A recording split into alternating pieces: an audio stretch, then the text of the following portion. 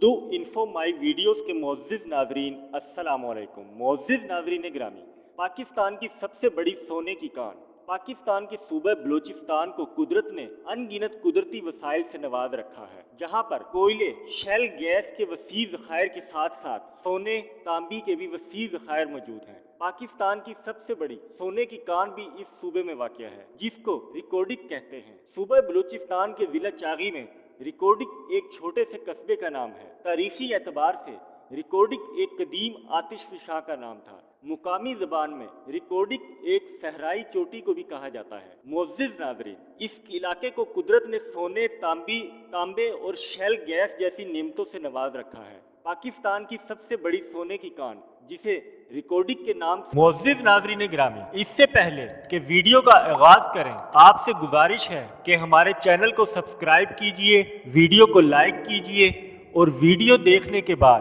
Comment میں اپنی قیمتی رائے کا اظہار کیجئے۔ شکریہ۔ بھی جانا جاتا ہے، یہی واقعہ ہے۔ آج اس سونے کی کان سے متعلق چند حیرت انگیز حقائق آپ کو بتاتے ہیں۔ نمبر 1، پاکستان کے صوبہ بلوچستان میں واقع ریکارڈک دنیا کی 5ویں سب سے بڑی سونے کی کان ہے، اور اس کان میں اتنی زیادہ مقدار میں سونا موجود ہے کہ اسے نکالنے میں 50 سال سے زائد عرصہ تک لگ سکتا ہے۔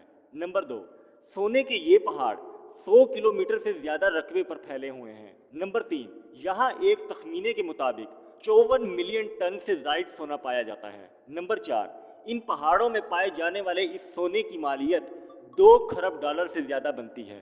نمبر 5، 1994 میں پاکستانی حکومت نے اس خزانے کو آسٹریلیا کی کمپنی BHP کو لیز پر فراہم کر دیا تھا۔ نمبر 6، 2004 میں BHP نے سونے کے ان ذخائر کے حقوق دوسری کمپنی کو فروخت کر دیے، اور اس نئی کمپنی کو یہ اختیار حاصل تھا کہ یہاں سے سونا نکال کر بغیر اسٹیٹ بینک آف پاکستان کی اجازت سے اسے ایکسپورٹ کر سکتی تھی۔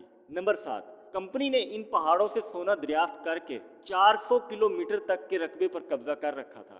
نمبر 8، ان پہاڑوں میں سونے کے علاوہ تانبے کے ذخائر بھی بڑی مقدار میں موجود ہیں۔ نمبر 9، اس مقام پر دنیا کی دوسرے بڑے شیل گیس کے ذخائر بھی موجود ہیں، جو پٹرول کے متبادل کے طور پر استعمال کیے جا سکتے ہیں۔ نمبر 10، معزز ناظرین، اس پیش قیمتی ذخیرے کا حال بھی پاکستان کے دیگر منصوبوں کی طرح ہی ہو رہا ہے۔ اس کا ٹھیکہ غیر ملکی کمپنیوں کو دیا گیا ہے، جس میں بھی بے انتہا کمیشن کا عمل دخل ہے، جس سے قومی خزانے کو بہت معمولی سا فائدہ پہنچتا ہے۔ اور سب سے حیران کن بات یہ ہے کہ اس علاقے کو کسی بھی قسم کی آڈٹ سے مستثنی قرار دیا گیا ہے، یعنی نہ کوئی جانچ نہ کوئی پڑتال، کتنا سونا نکالا اور کتنا باہر بھیجا گیا۔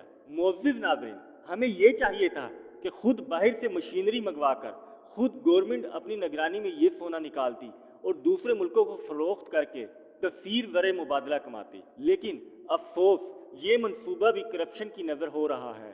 اس منصوبے پر بہت سے آرٹیکل لکھے جا چکے ہیں، جن کو آپ انٹرنیٹ سے بآسانی پڑھ سکتے ہیں۔ معزز ناظرین، آپ کو ہماری یہ انفارمیٹیو ویڈیو کیسی لگی؟ پلیز چینل کو سبسکرائب کیجئے، ویڈیو کو لائک کیجئے اور کومنٹ میں اپنی قیمتی رائے کا اظہار کیجئے۔ شکریہ۔